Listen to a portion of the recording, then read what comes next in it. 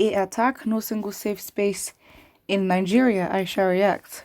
Popular activist and social critic Aisha Yusufu has said that there is no single safe space in Nigeria. Yusufu made this comment on Tuesday while reacting to an attack on the Nigerian Defense Academy by daring bandits in Kaduna. Politics Nigeria earlier reported that 2 officers were killed in the surprise attack. Yusufu wrote on her social media handle, "If you're surprised that NDA was attacked, then I am surprised at your surprise. There is no single safe space in Nigeria. What we have is an illusion of safety, corruption and bad governance, plus lack of accountability and lack of transparency, destroys Ad Buhari, and it's a disaster." So yeah, she just gave a whole equation of how Nigeria works and how we are where we are today. Nigeria's operating on vibes, and of course with what has happened in Afghanistan, I think a lot of Nigerians sort of got a little reality check in understanding that we are not far from them in terms of the starting, in drawing parallels to how the Taliban started, and Boko Haram, and then the back and forth, and then even 20 years later, that is when they were able to take over.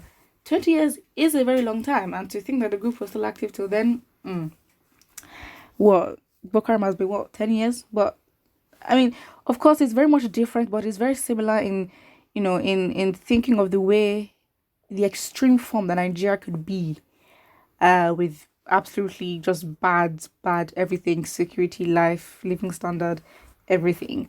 She's not really lying on that one. So yeah, somebody here says you are very correct. Indeed, nowhere is safe in Nigeria. Nigeria all now wash. They know their game. Nigeria has become a country where vigilante rescues police and police rescues the army from Boko Haram and bandits. What a shame. If this can happen in a military formation, then what is the faith of ordinary people? I mean, what is the faith, not faith, people, please, of ordinary people in the country? Of course it is. You have governors that have been reckless with their speech and advised citizens to carry arms like cutlasses, weapons that are obviously, I'm not saying guns and stuff, but like weapons that can classify less intense or on a lower level than guns. Just those kind of weapons. And I'm just like, what is that meant to mean? There have been public officers, civil servants of the state that have said that your security is your personal responsibility. So if you have statements like this with reckless speeches everywhere, what do you expect when something like this happens? We know that the government does not have a sense of belonging or sense of genuine care and ownership of the people and obligation to want to take care of them. So again, it's like you're wasting your time because the government, they do not care. They're saying all these things, and they're living in the country, but really and truly, they are well sorted. Their families are well sorted. They own private jets. I mean, they even have the money. Look at Buhari's wedding. They could afford to hire, not even own, but hire at their own will. You know what? Let me just hire a jet today. So they have the funds to take care of themselves, and it just shows that when it comes to transportation and all that, they're gonna ruin the country and then leave it for the poor to deal with. Very sad. The quote says the poor will eat the rich. Would that actually happen? I don't think so. But in this case, the rich may just all escape. The people that are left behind, because again, it's not possible. I don't even think the world itself is ready to accommodate over 200 million immigrants and refugees. Like, it cannot work.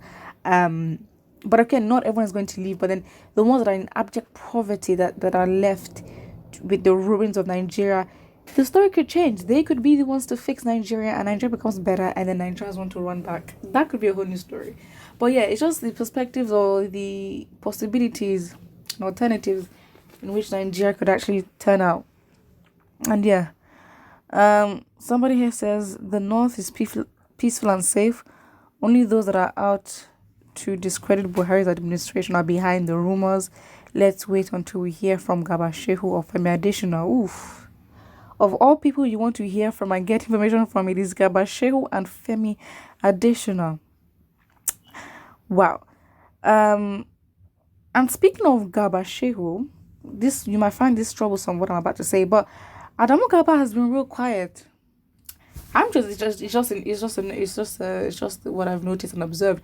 Adamu Gaba has been real quiet. I'm unsure as to why he's quiet, but we'll see. Random, but just wanted to put that out there. I think the military should take over. Don't you want to learn? Don't you want to learn with the kind of people in a liberal society?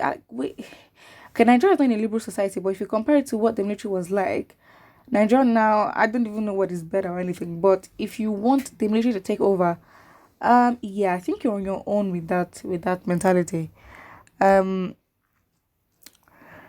Somebody else says Buhari is not the problem. Those who supported him are the real problem to this country. They are available to support and impose wrong people that clearly have nothing good to offer us. Yeah, because also, people with different ideologies that exist. It's when they gain access to a powerful platform that can project them, and then you realize that although their ideologies are unconventional, you'd be shocked to see how a huge proportion of the general public actually agrees with such ideologies that you may find weird or unknown, because so yeah, it's shocking. I mean, it literally proved itself in 2019 in the elections of where Buhari won his second term.